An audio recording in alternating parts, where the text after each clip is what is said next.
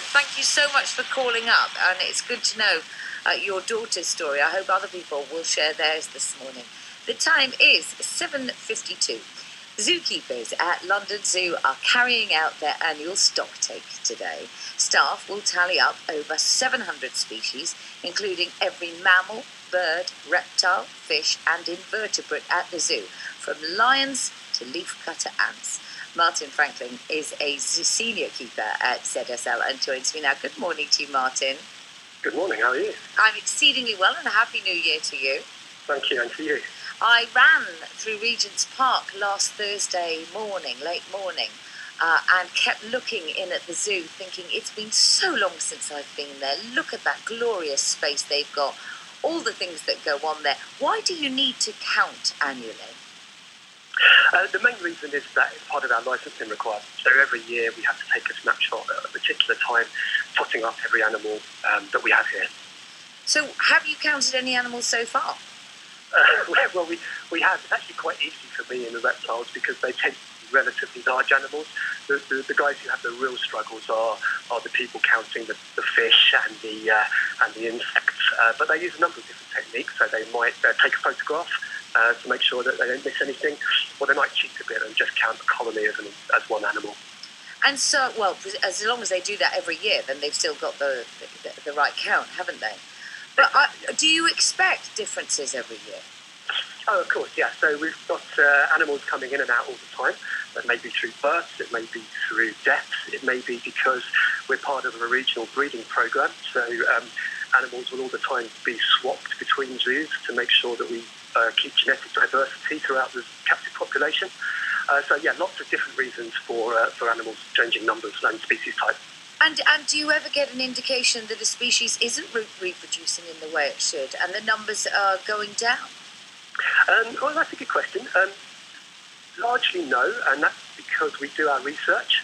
So, for example, here in the Reptile House, we do read all our academic articles that we can get, and we try to replicate as closely as we can the precise temperatures, the precise photoperiods, the precise UV that each of the animals would get in the wild. So we do our best to replicate as well as we can, and as a result, we do tend to breed quite successfully. One exception to that is the Bowden's python. So I was talking to one of your colleagues earlier on BBC about our breeding programme for the Bowden's python. We've got 5 of those that we're trying to breed at the moment. No one has reliably managed to do it, but we're hopeful for the future.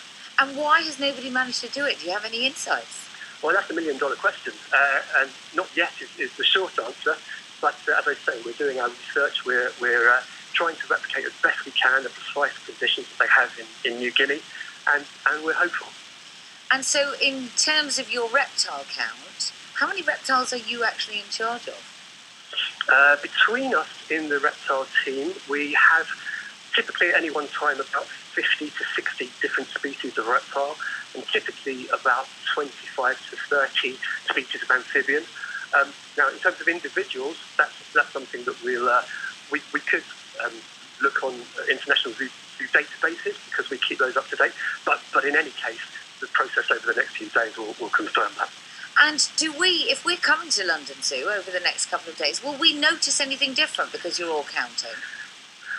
No, not because we're counting, but you might notice different. You were saying earlier that you haven't been to the zoo for a while, and No. I very much hope you will come. You might notice a number of differences. So you'll notice a lot larger enclosures for the big cats.